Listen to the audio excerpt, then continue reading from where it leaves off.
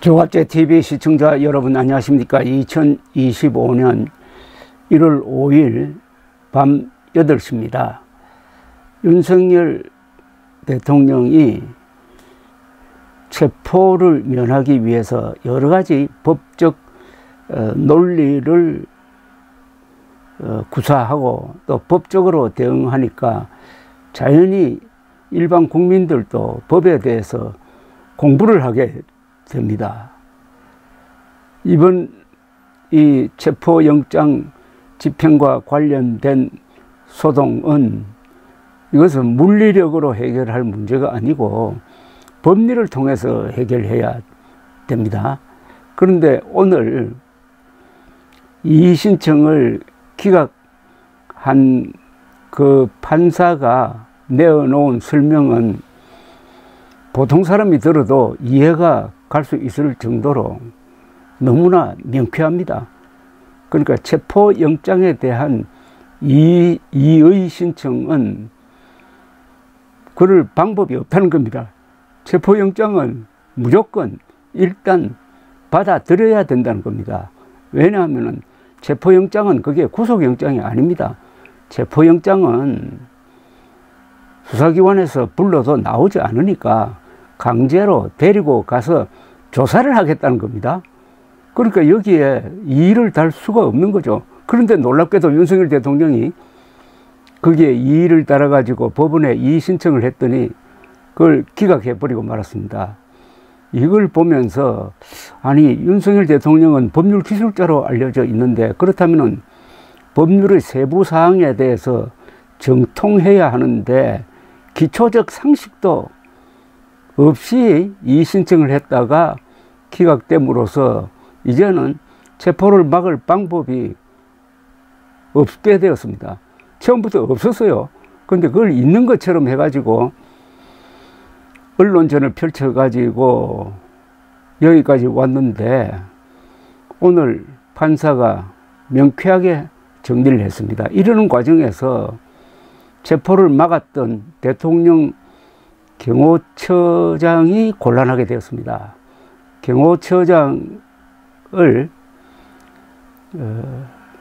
이틀 전에 현행범으로 체포해야 된다는 이야기가 그 현장에서 나왔다고 그러는데 만약 앞으로 체포 시도가 있을 때 또 경호처장이 막아선다면은 이건 특수공무집행방해로 또 그 현행범으로서 체포할 수 있다는 이야기가 됩니다. 이미 윤석열 대통령의 헌법과 법률에 위반한 계엄 선포를 따라갔다가 국방장관, 육군참모총장, 수방사령관, 방첩사령관, 정보사령관, 경찰청장 그리고 서울경찰청장이 구속되었습니다. 그런데 대통령 경호처장까지 이 감옥행 막차를 탈 필요가 있는지 하는 생각이 듭니다. 윤석열 대통령 측이 체포수색영장 집행을 불허해 달라며 법원에 낸 이의 신청이 기각되었는데 서울 서부지방법원 형사 7단독 마성영 부장판사는 기각 사유를 자세히 설명을 했습니다. 그는 체포영장에 대해서는 취소나 변경을 구할 수가 없고 수색영장은 이의 신청 대상도 아니라면서 발부에 대해 다투는 것은 부적법하다고 했습니다. 윤석열 측 변호인이 법리를 오해하여 사건이 될 수 없는 주장을 했다는 지적에 다름없습니다.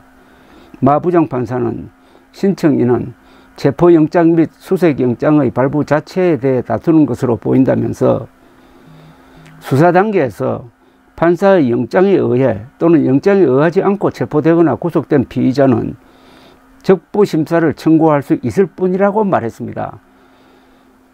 그러니까 일단 체포 또는 구속된 다음에 구제 조치를 할 수 있는 것이지 미리 체포영장 집행에 불응한다는 것은 그건 법에 아무런 보호 조항이 없다는 겁니다. 윤석열 대통령이 체포되지 않는 상태에서 낸 이의신청은 말하자면 요건이 안 된다는 주장입니다. 마 부장판사는 이어서 체포 구속영장 압수수색영장의 발부나 기각 등 지방법원 판사의 재판은 형사소송법상 준항고 대상이 아닐 뿐만 아니라 준항고의 심사 범위에도 들어가지 않는다고 했습니다. 그러니까 체포영장의 취소나 변경을 구하는 법적 방법은 없다는 겁니다. 공수처의 체포 및 수색영장 청구가 위법 무효라는 주장에 대해서는 영장 혐의 사실에 내란죄뿐만 아니라 직권남용죄 혐의 사실이 포함되어 있는 것으로 보이고, 이는 공수처법에 포함된 범죄라면서 그것과 관련이 있는 내란죄를 혐의 사실에 포함시켰다고 해서 위법이라고 할 수 없다고 했습니다. 그리고 쟁점이 되는 형사소송법 110조, 111조가 적용되지 않는다는 수색영장 기재에 대해서도 그게 문제될 게 없다고 했습니다. 즉 형사소송법 110조가 군사상 비밀이라는 대상에 관한 제한 규정인지 군사상 비밀을 요하는 장소라는 장소적 제한 규정인지에 관해서는 일반적인 견해는 위 규정을 대상에 대한 제한으로 해석한다면서 법원이 위와 같은 견해에 따라서 이를 확인한 의미에서 그렇게 기재한 것으로 보인다. 이는 법령의 해석이라는 사법권의 범위 내에서 법관이 할 수 있는 행위이지 이를 입법권을 침해하는 위헌적인 행위를 한 것이라고 볼 수 없다고 설명했습니다.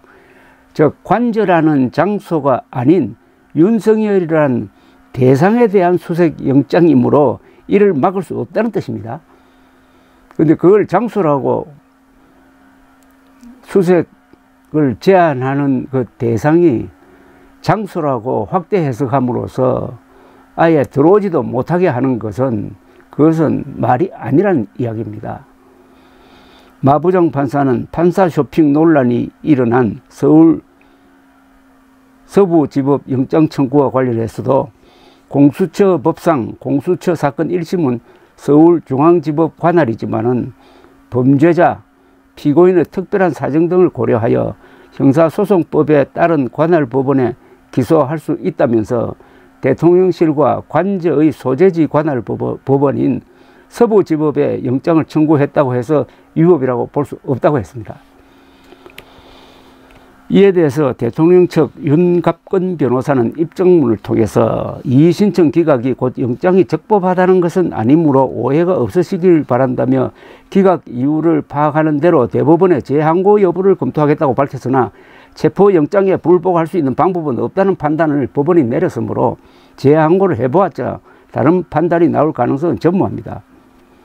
체포영장에 대한 이의 신청의 법적 근거가 없다는 이야기는 이현 변호사 등이 해왔는데 논쟁적 주장에 묻혔다가 결국 옳은 판단으로 밝혀졌습니다.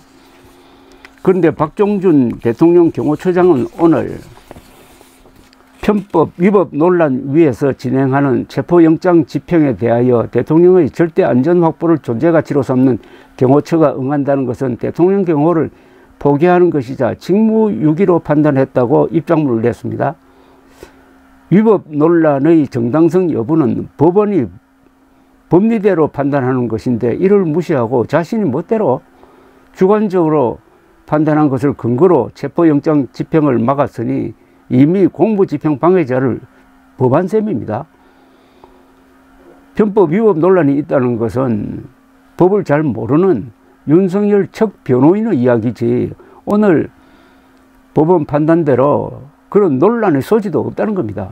그러니까 체포 수색 영장에 대한 거부는 그 어떤 법으로도 허용될 수 없고 이의신청도 불가능하다고 했는데 이분은 그런 논란이 있으니까 나는 집행을 막겠다. 아니 법원이 발부한 영장을 한 개인이 멋대로 해석을 해가지고 논란이 있으므로 그 논란도 법률에 대해서 잘 모르는 사람들의 터집인데 그걸 무슨 법 위의 어떤 아주 고귀한 명령인 것처럼 그쪽으로 따라가서 물리력을 동원해 가지고 대통령 체포를 저지한 행위는 이미 특수공무집행방해죄를 범했다는 이야기가 됩니다. 그런데 오늘 이 신청 기각으로 법적 논란이 정리되었으므로 이 이상의 체포영장 집행 거부는 특수공무집행방해의 현행범이 되는 겁니다.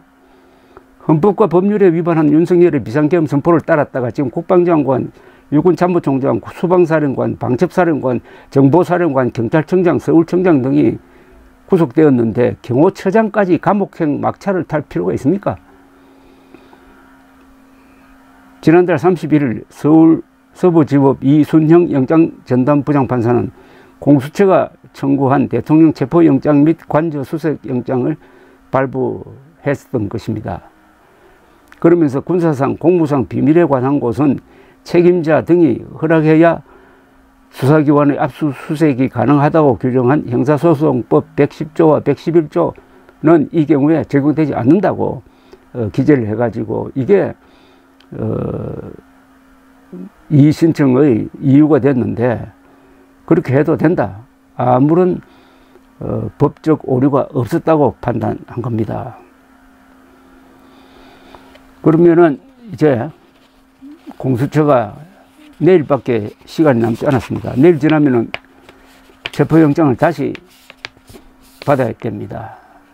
내일 아마 집행을 하지 않을까 하는 생각이 들고, 이번 집행에 경호처가 방해를 한다면 그것은 아주 심각한 문제를 이야기할 것이라고 생각합니다. 물리력대로 하면 안 됩니다. 법대로 해야 됩니다.